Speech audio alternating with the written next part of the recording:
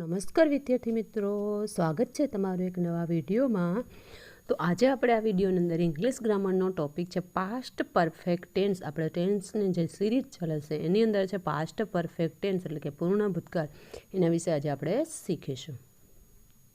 તો ચાલો વિડીયોની શરૂઆત કરીએ. પહેલાં આપણે એ જોઈએ કે પાસ્ટ પરફેક્ટ ટેન્સ એટલે શું, એટલે કે પૂર્ણ વર્તમાન કાળનો ઉપયોગ ક્યાં થાય છે. તો ભૂતકાળના સમયમાં ક્રમ અનુસાર પૂરી થયેલી બે ઘટનાઓમાંથી પ્રથમ બનેલી ઘટના માટે પૂર્ણ ભૂતકાળ અને બીજી બનેલી ઘટના માટે સાદા ભૂતકાળનો ઉપયોગ થાય છે. જે ક્રમ અનુસાર છે ભૂતકાળના સમયમાં બે ઘટનાઓ બને છે. પાસ્ટ પરફેક્ટની અંદર બે ઘટનાઓ હોય છે. જો પહેલી બને છે એ ઘટના માટે પૂર્ણ ભૂતકાળનો ઉપયોગ થાય છે અને જે બીજી બનેલી ઘટના હોય એના માટે સાદા ભૂતકાળનો ઉપયોગ થાય છે. તો અહીં બંને ઘટનાઓ પૂરી થઈ ગઈ હોય છે એટલે કે એક પણ ઘટના ચાલુ હતી નથી, એટલે કે બે ઘટનાઓ છે એ પૂર્ણ થઈ ગઈ હોય છે એટલે એને પૂર્ણ ભૂતકાળ કહેવાય છે. પૂર્ણ ભૂતકાળ અને સાદા ભૂતકાળના બંને વાક્યો છે. તો બંને વાક્યોને જોડવા માટે સંયોજક તરીકે બિફોર, આફ્ટર અને વેન છે એનો ઉપયોગ થાય છે.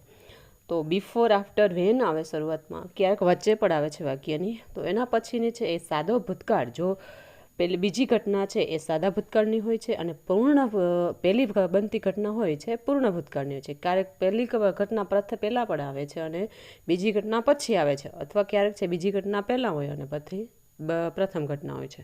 એટલે બિફોર, આફ્ટર, વેન પ્લસ સાદો ભૂતકાળ પ્લસ પૂર્ણ ભૂતકાળ. બીજી પ્રથમ બનતી ઘટના માટે પૂર્ણ ભૂતકાળ વપરાય છે અને બીજી બનતી ઘટના માટે સાદો ભૂતકાળ વપરાય છે. ખાસ યાદ રાખજો વિદ્યાર્થી મિત્રો, કેમ કે કોમ્પિટિટિવ એક્ઝામની અંદર જે ખાલી જગ્યા પૂછાય છે એ આને આધારે પૂછાય છે. તો બિફોર, આફ્ટર અને વેન છે એના આપણે એક્ઝામ્પલ જોઈએ. એક્ઝામ્પલ તરીકે પહેલું એક્ઝામ્પલ છે before she come to my house. એક સેન્ટેન્સ છે she come to my house એક સેન્ટેન્સ. બીજું સેન્ટેન્સ છે I had finish the homework. એ બીજું સેન્ટેન્સ છે. તો પહેલી ઘટના બને છે કે I had finished the homework, એણે એનું હોમવર્ક છે પૂર્ણ કરેલું હતું. She come to my house, તેણી મારા ઘરે આવી. તે બિફોર એટલે પહેલાં. તો આખું વાક્યનું આપણે પહેલાં ગુજરાતી કરીએ કે તેણી મારા ઘરે આવી તે પહેલાં મેં હોમવર્ક પૂર્ણ કરેલું હતું. તે પહેલાં એટલે પહેલી કઈ ઘટના બને તો કે મેં હોમવર્ક પૂર્ણ કરેલું હતું અને બીજી ઘટના કઈ બને તો કે તેણી મારા ઘરે આવી તે પહેલાં. એટલે આ વાક્યનું ગુજરાતી આ રીતના થશે. અને પહેલી ઘટના બને એના માટે પૂર્ણ ભૂતકાળ વપરાય છે અને બીજી ઘટના બને છે એના માટે સાદો ભૂતકાળ છે. તો સી કમ છે એ સાદા ભૂતકાળનું ક્રિયાપદ છે, તો એ સાદો ભૂતકાળ કહેવાય છે. બીજું સેન્ટેન્સ જોઈએ after I had finish the homework she come to my home. Same જ છે વાક્ય, ખાલી આ વાક્ય રચના જ આપણે ચેન્જ કરી.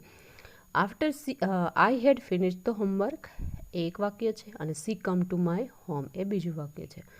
તો મેં એનું ગુજરાતી આપણે જોઈએ તો કે મેં હોમવર્ક પૂર્ણ કરેલું હતું ત્યાર પછી તેણી મારા ઘરે આવી. તો અહીંયા પણ પેલું વાક્ય કયું થાય કે મેં હોમવર્ક પૂરું કર્યું, આફ્ટર એટલે ત્યાર પછી, અને તેણી મારા ઘરે આવી. બીજી ઘટના બની તેણી મારા ઘરે આવી. પહેલાં હોમવર્ક પૂર્ણ કર્યું, પહેલી ઘટનાને ઘરે આવી, બીજી ઘટના બની. તો અહીંયા આફ્ટરથી એ વાક્યને જોડેલું છે.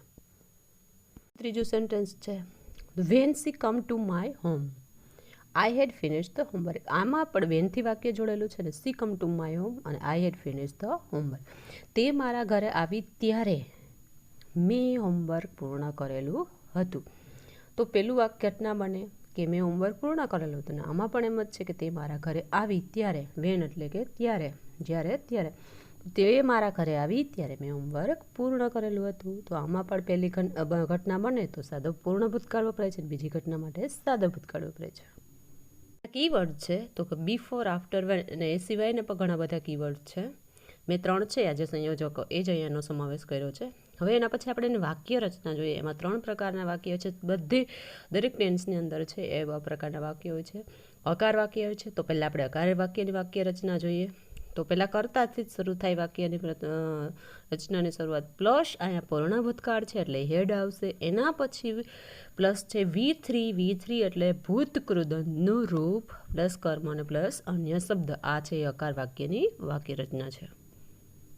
જોઈએ નકાર વાક્યની વાક્ય રચના તો ખાલી કર્તા છે plus had plus not add કરવાનું છે એટલે નોટ પ્લસ V3 એટલે ભૂતકૃદંતનું રૂપ પ્લસ કર્મ અને પ્લસ અન્ય શબ્દ.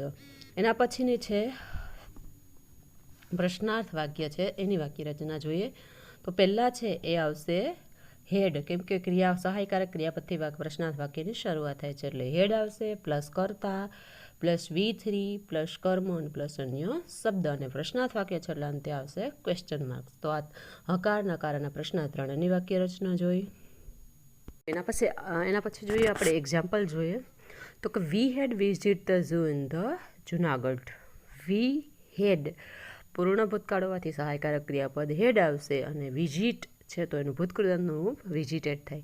વી કરતા હેડ સહાયકારક ક્રિયાપદ, વિઝિટેડ V3, ધ જૂ કર્મ અને ઇન ધ જુનાગઢ છે એ અન્ય શબ્દ. એટલે we had visited the zoo in the Junagadh, અમે છે એ જુનાગઢના પ્રાણી સંગ્રહાલયની મુલાકાત લીધી હતી. એના પછી બીજું છે the sweet song had been sung by હર.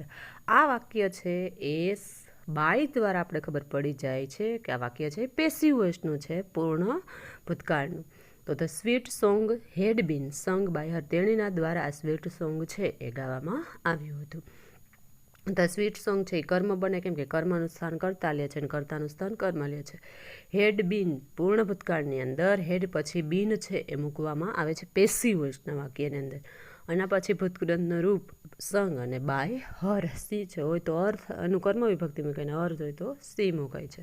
તો બીજું વાક્ય છે એ પેસિવ વોઇસનું છે. ત્રીજું છે the servant had not swept the floor. નકાર વાક્ય છે નોટ, એટલે ધ સર્વન્ટ કરતા હેડ નોટ નકાર વાક્ય, સ્વેપ્ટ ભૂતકૃતનું રૂપ અને ધ ફ્લોર.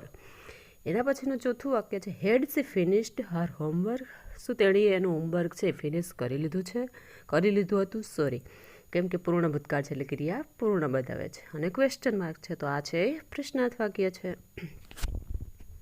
તો એના પછી આપણે કેટલીક IMP ખાલી જગ્યા છે એ જોઈએ. Fill in the blanks using proper verb form, જે એક્ઝામની અંદર ખૂબ જ એક્ઝામમાં પૂછાઈ શકે છે, એના માટે ખૂબ જ ઉપયોગી છે. પહેલું છે before the doctor come the patient had die. Before the doctor come, doctor આવ્યો તે પહેલાં the patient had die, patient છે એ મૃત્યુ પામ્યું. એટલે જે ડૉક્ટર આવે છે એના પહેલાં છે એ પેશન્ટ મૃત્યુ પામે છે. પેશન્ટ મૃત્યુ પામે છે પછી ડૉક્ટર આવે છે. બીજું વાક્ય છે when I reach the theatre. જ્યારે હું થિયેટરમાં પહોંચી my friend had already taken my ticket. મારા ફ્રેન્ડે છે ઓલરેડી ટિકિટ છે લઈ લીધી હતી. તો એ ટેક છે, ટેકનું ભૂતકૃતનું રૂપ ટેકન અને પૂર્ણ ભૂતકાળ છે એટલે એમાં આવે હેડ. એના પછી ત્રીજી ખાલી જગ્યા છે the thieves had run away after the police come. The thieves had run away, ચોરો છે એ દોડીને જતા રહ્યા હતા. આફ્ટર ત્યાર પછી ધ પોલીસ કમ, ત્યાર પછી પોલીસ આવી. તો રન અવે છે એનું રન અવે થાય છે, અને પૂર્ણ ભૂતકાળ એટલે હેડ એનું સહાયકારક ક્રિયાપદ આવે છે. અને એના પછી ચોથી ખાલી જગ્યા છે the rain had started before I reach there. Rain છે વરસાદની શરૂઆત થઈ હતી તે પહેલાં હું ત્યાં પહોંચ્યો હતો. એટલે ધ રેઇન હેડ સ્ટાર્ટેડ એ પૂર્ણ ભૂતકાળનું વાક્ય છે, અને બિફોર પહેલાં આઈ રીચ ધેર એ પહેલાં વરસાદ છે ને શરૂઆત થઈ પહેલાં હું ત્યાં પહોંચ્યો હતો. બીજું છે પાંચમું વાક્ય છે the manager punished the peon because he had lost the file. The manager punished the peon, મેનેજરે છે એ પ્યુનને પનિશ્ડ કરી, બિકોઝ કારણ કે he had lost the files, કારણ કે તેણે તેની ફાઇલ છે એ ગુમાવી દીધી હતી. તો હેડ લોસ્ટ એ પૂર્ણ ભૂતકાળનું વાક્ય છે, અને the manager punished the peon એ સાદા ભૂતકાળનું વાક્ય છે. પનિશ્ડ છે એનું પનિશ્ડ એટલે ભૂતકાળ, સાદા ભૂતકાળનું ક્રિયાપદ થાય. તો અહીં વિદ્યાર્થી મિત્રો આપણે પાસ્ટ પરફેક્ટ ટેન્સ એટલે પૂર્ણ ભૂતકાળ વિશે શીખ્યા છીએ. જો તમને વિડીયો પસંદ આવે તો લાઇક કરો, સબસ્ક્રાઈબ કરો અને બીજા વિદ્યાર્થી મિત્રો સુધી શેર કરો. Thank you.